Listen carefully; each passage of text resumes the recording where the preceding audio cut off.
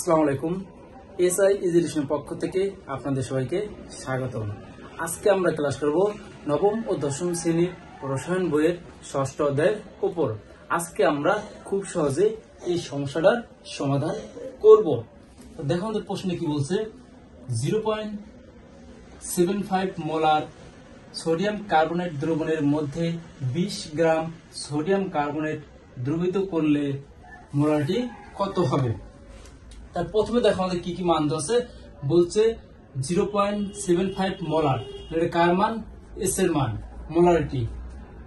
তারপর আমাদের কার মান দেওয়া আছে, দেখো 20 গ্রাম, তাহলে কার মান? এটা ডাব্লুর মান। তারপর আমাদের কি বলছে, মোলারিটি কত, মানে কি আয়তন কত, মানে ভি মান বের করতে হবে। তাহলে প্রথম কাজ আমাদের কি, আমরা কি করবো, সাইডে মানগুলো সুন্দর করে লিখবো।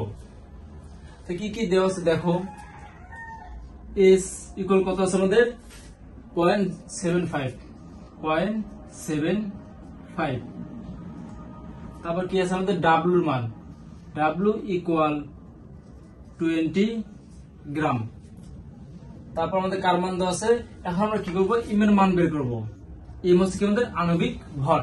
তো যৌগের আণবিক ভর এখন আমরা কি বের করবো। আমাদের যৌগটা কি আছে, সোডিয়াম কার্বনেট, এর আণবিক ভর, আণবিক ভর। তো এখন দেখো, কোন একটা যৌগের যদি আমরা কি হতে হয়, আণবিক ভর বের করতে হয়, অবশ্যই আমাদের কি জানতে হবে, প্রত্যেকটা মৌলের আপেক্ষিক ভর মুখস্থ থাকতে হবে। তো দেখো আমরা এটা আণবিক ভর বের করবো। ইকুয়াল, তো সোডিয়ামের আপেক্ষিক ভর হচ্ছে কত, 23। তো পুরো পরমাণু কত 2, তাহলে এই পরমাণু সংখ্যা করতে আমাদের গুণ করতে হয়, ইন্টু 2 প্লাস কার্বনের আপেক্ষিক ভর হচ্ছে কত 12 প্লাস অক্সিজেন আপেক্ষিক ভর হচ্ছে 16 ইন্টু পরমাণু সংখ্যা 3, তাহলে কি করব 3 গুণ করব, ইকুয়াল 23 ইন্টু 2 করলে কত হয় 46 প্লাস 12 প্লাস 16 আর 3 গুণ করলে হচ্ছে 48 ইকুয়াল। এখন আমরা কি করবো, এগুলো যোগ করব।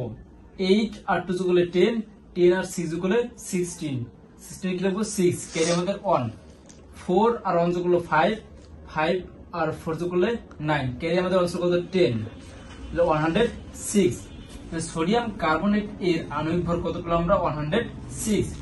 তারপর আমরা কি করবো, ভির মান বের করবো। তাহলে ভি ইকুয়াল কি আমাদের হট। তো দেখো আমরা লিখবো কি, উই নো,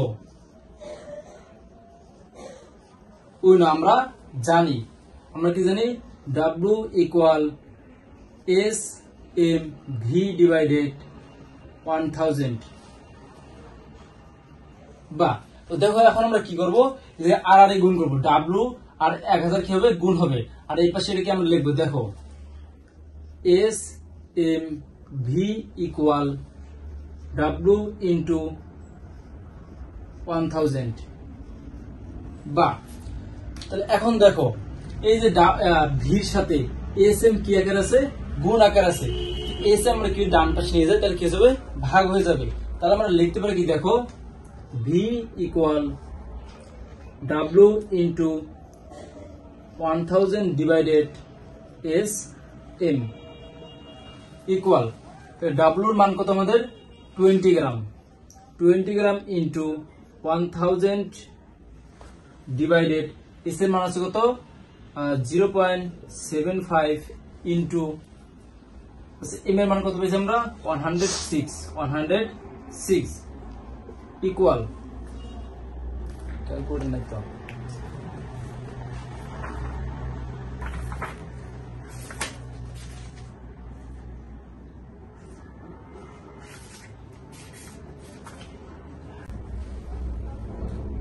ক্যালকুলেটর মানটা আমাদের কত হচ্ছে 250 মিলিলিটার। তাহলে আমাদের অ্যান্সার কি হবে 250 মিলিলিটার, এটাই কি আমাদের অ্যান্সার।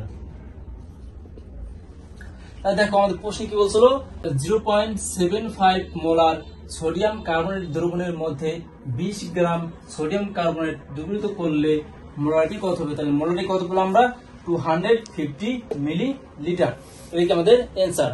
আশা সবাই বুঝতে পারছেন। আর বুঝতে সমস্যা হলে অবশ্যই আমাকে কমেন্ট করে জানাতে হবে। আর যদি আপনাদের কোনো টপিকসের উপর ভিডিও লাগে অবশ্যই সেটা কমেন্ট করে জানাতে হবে। ইনশাআল্লাহ আমি সেই কমেন্টের ভিত্তিতে ভিডিও বানাবো। সবাইকে অসংখ্য ধন্যবাদ।